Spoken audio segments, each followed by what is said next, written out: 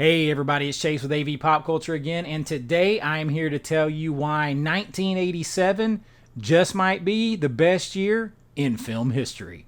So pop that tape in, I got you, let's go do this.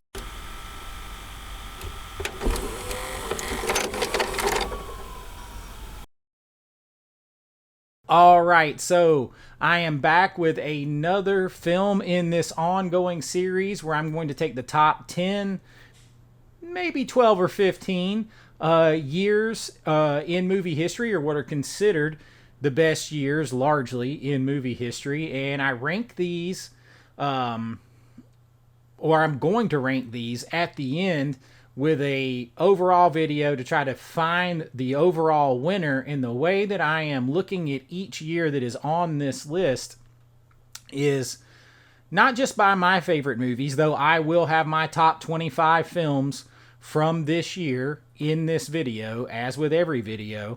But we're going to look at the overall depth of each year, the staying power, the pop cultural relevance, the iconic status of the films of that year, the average knowledge of the people at large for those films for that year, and those kind of things. So, like, I've had a lot of people, and I'm going to be truthful with you, I have not decided if 1939 is going to be on this list. I've had a lot of people say, oh, 1939, 1939. Well, 1939 is a very good year at the top. It has Gone with the Wind, classic. Wizard of Oz, classic. It has Mr. Smith Goes to Washington, classic. There's some other films in there, Wuthering Heights, there's things like that, but man, when it gets past the first handful of films in that year, as far as films that are still culturally relevant, that are still in the collective zeitgeist, the consciousness of people, films that people can easily identify, remember, all of those kind of things, films that broke new ground in CGI or filmmaking techniques or anything like that, it drops off really quick. And you're going to see today, 1987, by comparison to that, as far as, see, it's very easy if you're a film person to be in your bubble and think, oh, well, this year film was a great year in film. But you have to kind of weigh this too by not what the 10% of people who are super into film and the other 5% who are into, really, really diving into film, or, even less than 5%, what the films are like to them. What do they remember? Sure, you can ask somebody and they're going to remember Wizard of Oz and Gone with the Wind. And then a few less will remember, Mr. Smith Goes to Washington, and even less will remember Wuthering Heights, and so on and so forth. But like with, like when you ask somebody, like, oh, do you remember Indiana Jones? Yes. Do you remember Jaws? Yes. Do you remember Rocky? Yes. Like 9.9 out of 10 people are going to remember those. That means those films and those years are more culturally relevant and have more staying power. So all those things are considered in the years. And then with each year, just like this one, and we're going to get to it in a second, I'm going to give you my top 25 from that year. In the overall, like, film rankings within the year are less important because those are mine than what we are looking at overall when we get to the overall yearly rankings. So here we go. And I know 1987 is a deep year. And I'm going to start by films that this year's so damn deep. I'm going to start by films that didn't make my top 25. And this will give you an idea. Now, keep in mind, some of this is taste, too, just for the individual film rankings within the year. But here's some rapid-fire films that didn't make my top 25. Fatal Attraction. Outrageous Fortune. House 2. American Ninja 2. Munchies. Teen Wolf 2, Stakeout, Slumber Party Massacre, Dragnet, Ernest Goes to Camp. I loved that when I was a kid. Bad Taste didn't make it. Police Academy 4, Batteries Not Included, Throw Mama from the Train, Revenge of the Nerds 2, Hamburger Hill. That's a great war film. Witches of Eastwick didn't make it. The Secret to My Success, Wall Street, Inner Space, Some Kind of Wonderful, The Untouchables, Mannequin, Overboard, Spaceballs. These films, The Gate, Dario Gento's Opera, didn't make my top 25. And then you have like My Demon Lover, that to me is a very underrated fun film. Can't crack the top 25 for me for this year because this year is so deep. So that's just a few of the films from this year that didn't make my list. This year was so deep. But let's go to my top 25, and I will say with my top 25, this time I have most of them on physical media. I've had most of them, like I've had all these films on physical media, but like you guys know the story of me losing my VHS stuff, and I'm transferring over. So we're in the middle of upgrades and changing around the room. So I know there's a couple too that I have that I just couldn't find, but this place is a mess if you saw it off camera. All right, so coming in at number 25 is a recent pickup for me. I'm a big Carpenter fan.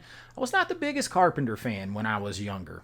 But as I got older, and I mean, he was at the height of his powers when I was a kid, late 70s, early 80s, mid 80s to, Carpenter was the man. I recently picked this up. It's the first time I've seen it since the 1980s. I think. And that is Prince of Darkness, this beautiful Studio Canal 4K on this. This movie's kind of hauntingly creepy. If you haven't seen it, it's kind of like in Carpenter's apocalyptic trilogy that he says, of which The Thing is a part of. And basically this is like... if the devil were trapped by the Catholic Church and turned into a psychokinetic ooze or liquid, and it's a couple thousand years, so Satan is loose from his prison, and there are a group of like biologists and chemistry people, college students, who are recruited by a Catholic priest to try to decipher and stop and re-imprison the Prince of Darkness. And it's pretty haunting. It's got a little Cronenberg flair in it to me. But pretty interesting movie. You have Alice Cooper even making an appearance in this film. Donald Pleasance is great. Check it out. I do enjoy Prince of Darkness. All right, next up is one that I don't have, and this is one I'm in the market for. Arrow's set, the the Quartet of Torment, has all the films, so I'm just waiting till I find a good price on that. I'm talking about Hellraiser by Clive Barker, and I'm glad he's not here to see this, because actually Clive Barker was at a horror convention where I spoke about filmmaking and indie filmmaking, and he was there, and he ended up giving me like a piece of art that he did and signed, and he actually gave me a copy of one of the little the puzzle boxes from the movie. So that was really cool. I like Hellraiser. I'm not into what they call torture porn as much, and I feel like that goes into that territory a little bit, and so I maybe have never liked it as much as some people, but it definitely has to be on my top 25, and I am in the market to get it. Hellraiser comes in at number 24. Now, number 23 is one that I really wish we had in a 4K. We're getting a huge, beautiful set of it from Umbrella that is out now. You'll see some people have, but it's still just this Blu-ray pretty much, other than all the other pomp and circumstance with it. So for right now, I just went and upgraded from the DVD and picked up this Blu-ray of Masters of the Universe here in the United States. It cost me like $8. I know it's hokey. You got a young Courtney Cox in here. They don't spend any time in Eternia. It's mostly on Earth. Dolph Lundgren kind of grunts his way through the movie. I think people forget Courtney Cox is even in the thing. You got Frank Langella giving a badass performance as Skeletor. There was more potential here than what we got. This is a canon film, and it feels like a canon film. 100%. I still enjoy it. This is one that I watched with my dad a bunch and my brother, because, you know, we were that prime age, somewhere between like 6, 7, 10 years old when He-Man came out in the early mid 80s. And then this movie came out. So yeah, we were all over it. I still have a good time with this. I would really, really like a 4K. And to be honest with you, I would like a serious remake of this. But it is definitely in here. Comes in at number 23. Number 22 is one I don't have. It is a Kubrick film. And one of my favorite, like, little known or lesser known actors, who's a Baldwin, but not a Baldwin brother. Adam Baldwin, I'm talking about, who played Casey in one of my favorite TV shows, Chuck. He plays Animal Mother in this. I'm talking about Full Metal Jacket. You have a great cast. Vincent D'Onofrio is in this. He is great in it. He's actually going to appear in another film in this, almost unrecognizable. But Full Metal Jacket, a classic. You got Joker, you got, you know, all, like, it's one of those that you have to see. Full Metal Jacket, very, very good film. It could definitely be higher as a piece of cinema, but just like as how I enjoy watching and returning to watching films, it's going to be in at number 22 for me. Now, number 21, another one that I don't, we're in a little group here of some that I don't, of the few that I don't have. This one is a classic Nicolas Cage film. I'm talking about Raising Arizona, which is absolutely batshit crazy fun film, and it was massively popular. I remember when, like, on home video and stuff, when people were clamoring to get this to watch it, and then when it came out, like, on cable TV eventually and stuff, Raising Arizona with the kidnapped baby, all those... It's a farce of a fun action comedy type ridiculous film, and Raising Arizona has to be in the top 25. Okay, now we're into the top 20. I am going to go with one that's also kind of a classic that you'll see often around Thanksgiving time, with John Candy and Steve Martin, and I'm talking about Planes, Trains, and Automobiles.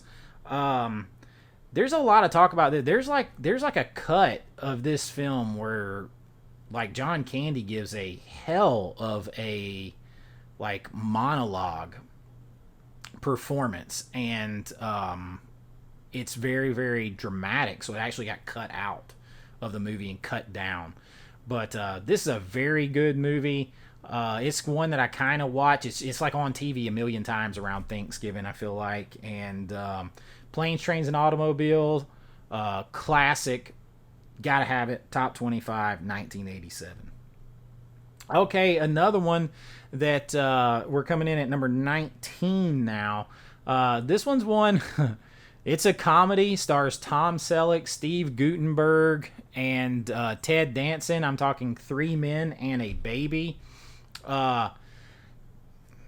know, this is exactly what the title is. These three guys have to take care of this little baby. The home video release of this became very famous because there was supposedly a ghost that you could see out the, like, whatever story window high up off the ground. I always enjoyed it. There's a part where they sing, "Good night, sweetheart, well, it's time to go." I'm not a singer. But they sing it to the baby every night to get it to go to sleep. And I always played with my kids growing up, and I would, whenever it was time to go to bed, I would start singing them that song. And I don't think they ever knew where the hell it was coming from. But it came from Three Men and a Baby, and that one comes in at number 19. Number 18 is a fantastic performance by Robin Williams based on a true story of Adrian Cronauer, and it's Good Morning Vietnam. Good Morning Vietnam is another one that was massively huge when it came out. Popular, people talked about it everywhere. I had this. I can picture the VHS that I had, but it is a fantastic performance by Robin Williams. Yes, he still has comedy, but he shows dramatic acting chops in there too. Like I said, it's a portrayal of a real person, and I think he does absolutely fantastic, kind of bucking the system and being Robin Williams. I'm gonna be honest. I was a massive Robin Williams fan. Always have been. It is somewhat hard for me to watch his movies now because it makes me sad. And maybe that sounds overly dramatic for me because people pass away and we lose them all the time. We lost him too early. We were on my friend Lance, my friend Edward, were on our way to set one night filming a movie, Creature Feature, and found out that he passed away and the way he passed away, and it was just so sad, man. And so that brings a downer, but the movie is fantastic. All right, number 17 is one that I kind of have. I had the Arrow new release of this. I'm talking about Creepshow 2. I had the Arrow release of this, and it was all busted up when I got it. And so I sent it back, and now they don't have any with... they didn't have any more limited sets. So now I'm in the aftermarket for limited sets. So I was even considering I make my own slip covers, and like this is a slip cover that I was making for Creepshow 2. I got to get it back in my hands. It's not as good as Creepshow 1. I still really enjoy this. I love the Wooden Indian segment, and I like the raft. The raft is it works really good and it's really intense. I like that. I think the movie is good. I think it gets maybe a little too much hate because it's not as good as the first, but it's still good. I still enjoy Creepshow 2. I'm going to tell you guys, I'm going to make a list to put it what I'm looking for out there that is like aftermarket. I'm looking for Creepshow 2, the Arrow set, like the limited edition set. I'm looking for the Arrow Crash, the Cronenberg Crash limited edition set. I'm looking for Barbarella limited edition set 4K. Those are like three. Oh, and the Robin Hood Prince of Thieves set 4K. That's like my big Arrow ones that are still out there. I think that's all. I've got them written down because these are things that I'm hunting all the time. But this is definitely one of them. I do enjoy Creepshow and Creepshow 2 very much. All right, the next one up I do have, and I just bought the new. I have 2 copies of this now because I just bought the new 4K from Criterion. I am talking about The Princess Bride. Now, this one could be a lot higher on a lot of people's lists. Prepare to die. I am prepared to die. If you're mad at me because it's not higher on my list, and you keep using that word, I don't think you know what it means. It's a good movie. I enjoy this movie. It's classic storytelling in my opinion, but it's not one that like I was ever like super crazy for at the time. I mean, I liked it, but I never went down the path of like just being a super fan of it. So I think it's a must for your collection. It's a must like to watch with, like I watched with my kids and introduced it to them, and we're probably gonna do a rewatch of it soon here with the 4K, and thoroughly enjoy it. Got Andre the Giant in there, but just for me, it's for a lot of people it would definitely be higher. For me, it comes in at number 16. Classic storytelling. Run out of place to put stuff. The next one is another one that I'm hunting because the US Blu-ray has been out of print forever. We have no 4K. There's like a Cape Light and Turbine Blu-ray media book of this floating around out there. They're very expensive. The US Blu-ray that's out of print is super expensive. This is one of my favorite vampire films, and I need it, y'all. I need it. I'm talking about Near Dark coming in at 15. Bill Paxton, who I absolutely love. You got Catherine Bigelow, and I think this is her first directorial capacity, although I think there might be a co-director on this. I can't remember. Lance Henriksen. And this is sort of like,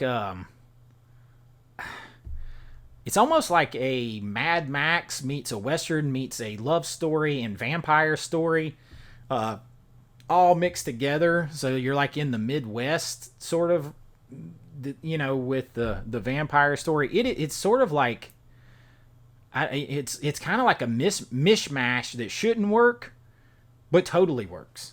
And I love Bill Paxton in this, and it's a must own for vampire movie fans, and I have to have it back. So if you guys know a super cool, edition of this, I'd like to have one of those media books, but I'll take anything at this point because I don't have it at all, and that sucks. But Near Dark comes in at number 15. All right, speaking of German media books, number 14 is one that I've talked about and I've showed off. This is one that we enjoyed as kids. I'm talking about Harry and the Hendersons. Yes, I still got to get the stickiness off because they put the damn sticker right on the thing, and that's stupid. But Harry and the Hendersons, I love this media book. I love this art. It absolutely pops. This is, a comedy Bigfoot thing with John Lithgow and his family. Love Harry and the Hendersons. For some reason, maybe this is part of it. I am like a fan of Bigfoot stuff. Even like when I watch the History Channel or Travel Channel, those like kind of creepy documentaries and stuff like that. And, ancient aliens and like In Search of Monsters type stuff. Like, cause I'm the type of person that believes that a lot of things can exist. So I definitely believe Bigfoot could exist out there. I believe just about anything could exist because I believe in the wonder, and I'm not arrogant enough to think that we know everything. So maybe that's why I like Bigfoot, and it started here with Harry and the Hendersons. But I really do enjoy it. Harry and the Hendersons, a lot of fun. Comes in at number 14 in 1987. All right, shifting gears to one that I like. We need, y'all. We're getting a 4K of the first one, but we've got to have a 4K. We've got to have a big, beautiful set like the Friday the 13th set. I'm talking about one of my favorite Nightmare on Elm Street films, Part 3, The Dream Warriors, 1987. I always just think this one is super cool because they figure out a way to fight back and be badass in their dreams. Freddy is a lot of fun in this. I really love the first one. The second one, a lot of people like. I don't like the second one as much. The third one, this one, the Dream Warriors, I have a shit ton of fun with. And then A New Nightmare might be my favorite. But I really do enjoy this. And some people, I'm sure, could have it higher than 13 on their list for 1987. But that's where it comes in for me. I absolutely love this one, and as I was pulling out this list, I'm like, I need to rewatch it. So, but I got so much more stuff to watch. All right, we are at where are we at? We're at number 12. This is one that kind of sent me into a tailspin and getting pissed off at streaming and how they're censoring stuff and changing stuff, because their entire like sequences and scenes where things are visually changed and audio is changed in this film for streaming on Disney Plus. I'm talking about Adventures in Babysitting. I really like this movie. I know that there is like throughout this movie they talk about how she looks like a girl that is in Playboy, in this famous Playboy magazine that's going around right now. And there's like a lot of that cut out and altered. And then there's other like just comments that the kids would have made that would have been, nobody would have thought anything about in the 80s, and you just change that dialogue with AI. Bullshit. I don't like that. That got me to make one of my first videos on this channel. It was part of it because I really do love this movie. I am a huge Elizabeth Shue fan. I have had a crush on her since I saw her on the big screen in Karate Kid. And, blonde thing has never gone away for me. And Adventures in Babysitting is a lot of fun. This is the other one Vincent D'Onofrio is in as Thor. And you'd be like, holy shit, that is Vincent D'Onofrio. Dude got yoked out of his mind and trimmed down because he does not look like he does in Full Metal Jacket or how he does now. But a lot of fun. Adventures of Babysitting is a 80s classic. Uncut and uncensored. Don't get me started. Okay, the next one is another one that I think is absolutely quintessential 80s in every single way. And I am talking about Can't Buy Me Love. Patrick Dempsey is the star here. But this movie, you see I got the VHS, and you know why the VHS is empty? Because it's in my player over there. I kind of just put it in sometimes and play it. I have a VCR CRT TV combo right here that I can see from my editing desk. And everything, he pays the girl $1,000 to pretend that he is her boyfriend, and because he believes it'll make him popular. This has been copied in so many ways. I feel like since then, but this movie, like the cliques in the high school and at the cafeteria, and the jocks and the nerds and all that kind of stuff, it is just perfectly fitting. It also just kind of shows, not to lose who you are.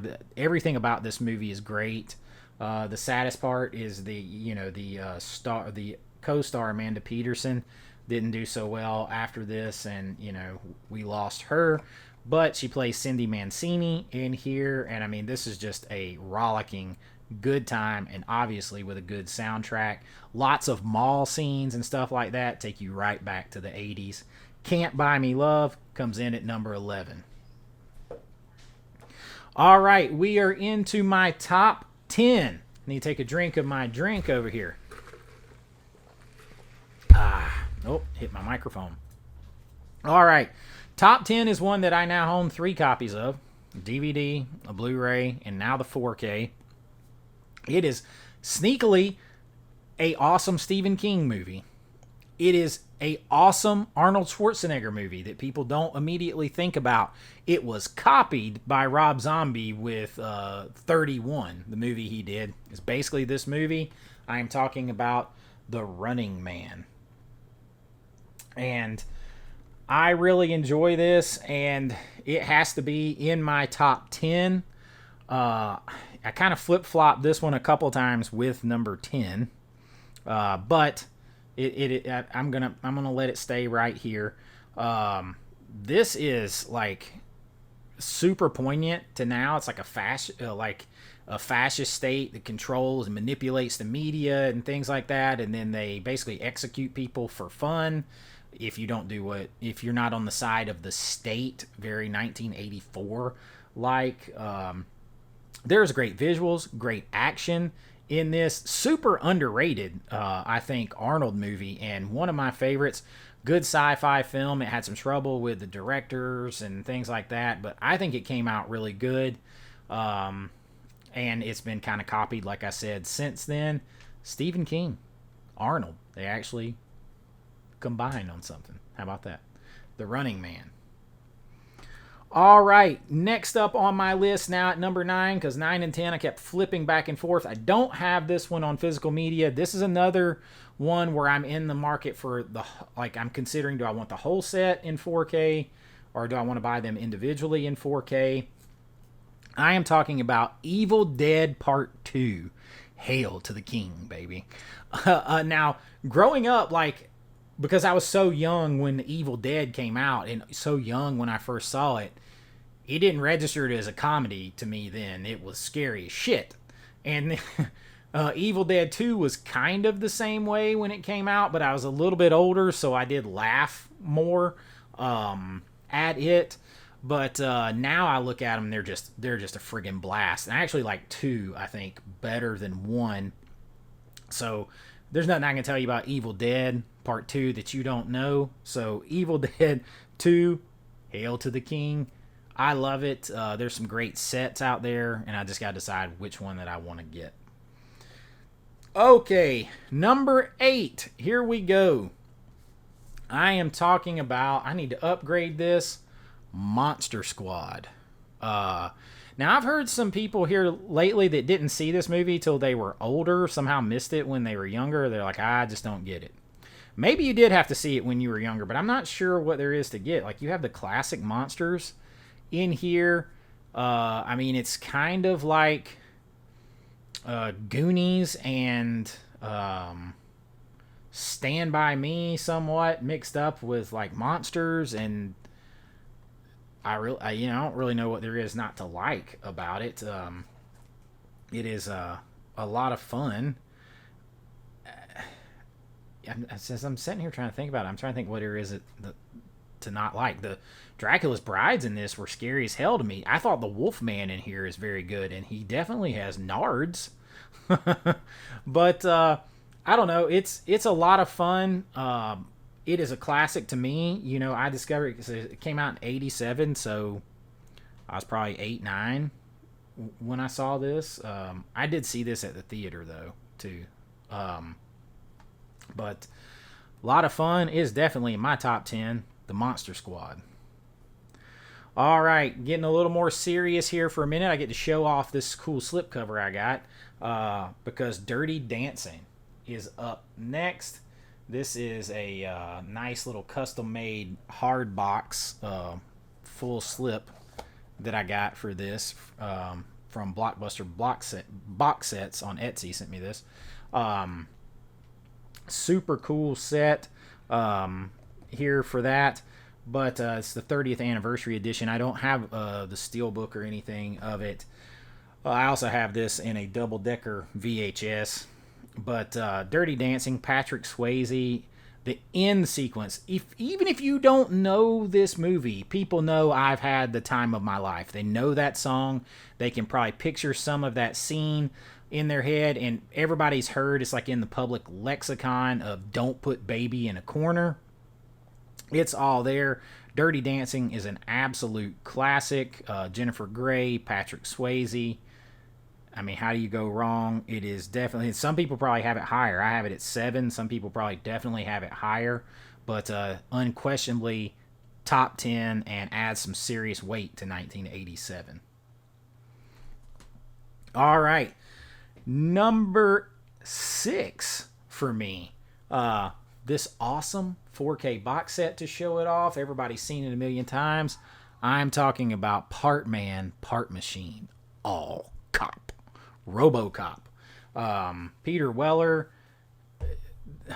You got Paul Verhoeven, who's like sneakily one of my favorite directors, and I'm going to get around to doing a break I'm going to start a new series on director spotlights, and I'm going to probably start with the Dirty Dutchman himself, Paul Verhoeven.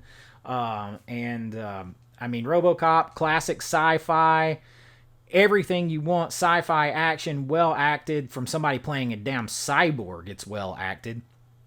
This movie is a must-own, must-watch, definitely adding a lot of iconic gravitas to 1987. RoboCop comes in at number 6 for me. Now, the next one, some people are going to be like, how the hell is this high? Other people be like, yeah, I get it. Well, this movie, it's a canon film. It is one that, like, I just remember so tied to me as a kid and watching over and over again. Like, I even say every time I go on a ride somewhere at a theme park, I say that I have to engage Lincoln Hawks mode, because Over the Top is in my top 5 from 1987. I mean, and as a father now, like and I have a son and a daughter, but as a father, I think about the father-son dynamic in here, and the hardworking, salt-to-the-earth father, the rich, privileged, uppity kid that never had to work for anything. There's like a lot of connections to like Gen X and millennials and or Gen X and baby boomers over here, or like late baby boomers and Gen Xers over here, with millennial and Gen Z kids. There's a lot of connection going on there. And then it's all set to a backdrop of arm wrestling. You got Kenny Loggins rocking the soundtrack with Meet Me Halfway Across the Sky. I mean, what? It's a super cheese with the song, and they're out there working out on the truck and everything else. But it is awesome. It is full of heart, 100% full of heart. And Stallone brings that in the movie over the top. Top 5 for me. All right, we get into the top 4, and it gets really hard to split these up. But 4 and 3, I definitely flip-flop back and forth, back and forth, back and forth. But coming in at number 4 is Beverly Hills Cop. I grabbed the wrong one. It's supposed to be Beverly Hills Cop 2. Hold on. All right, I'm back. It's supposed to be Beverly Hills Cop 2. My mistake. Grabbed the wrong one. Tony Scott film. Tony Scott directed. Has a little bit of his style in it that's a little bit different from the first one. Now, the first one is still my favorite. But I do really, I mean, I like all this series. The third is... but they wanted the third one to be in Disneyland, and it just didn't work. But this one has Brigitte Nielsen in it. Has the original cast coming back. It does definitely have Tony Scott's fingerprints on it. And I thoroughly enjoy the film. Obviously, here it's my number 4 for 1987. It's not quite the first one, but I love it. It is in my top 5. Eddie Murphy, Axel Foley.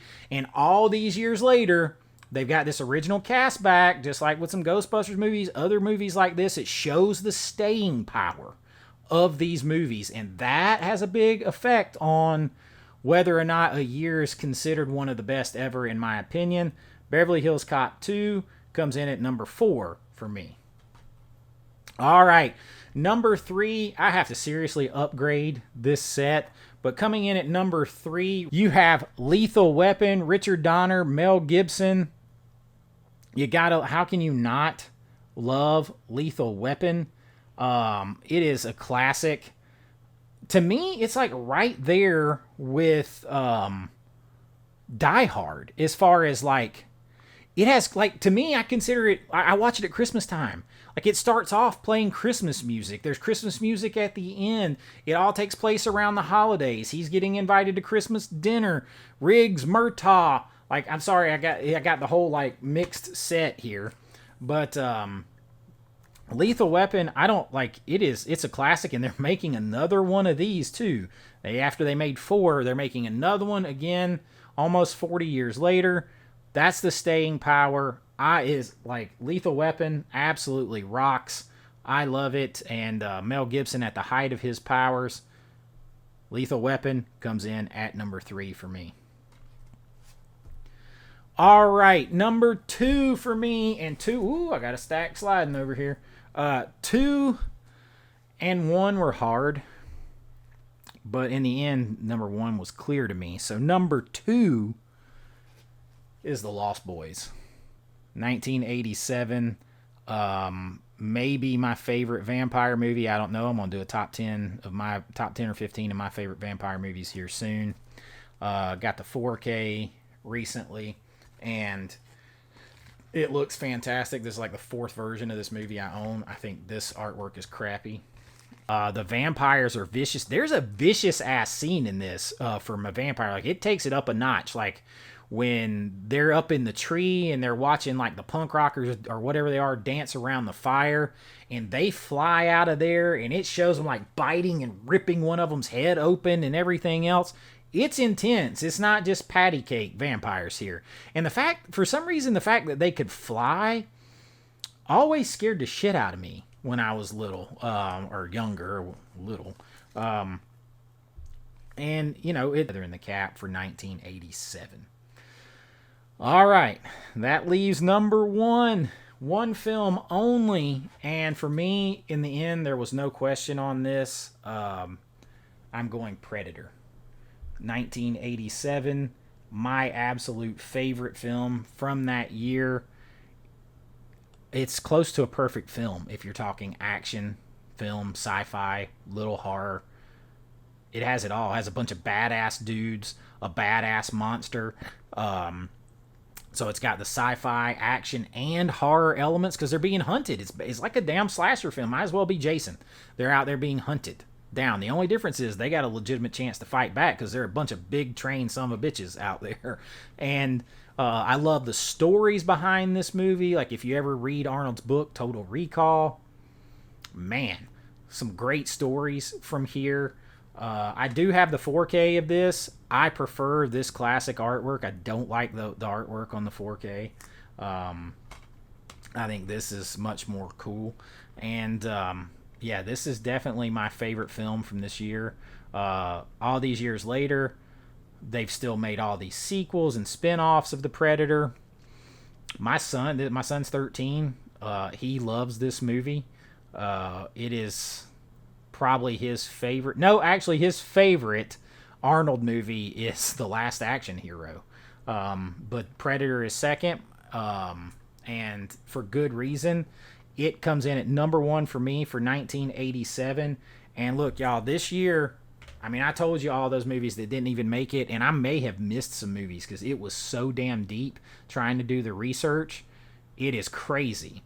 But this year has a legitimate chance, just from the sheer depth of it, to challenge for the overall championship for the best year in movie history when we get to that point. This is video number 4. So we've done 1994, we've done 1984, we've done 1985.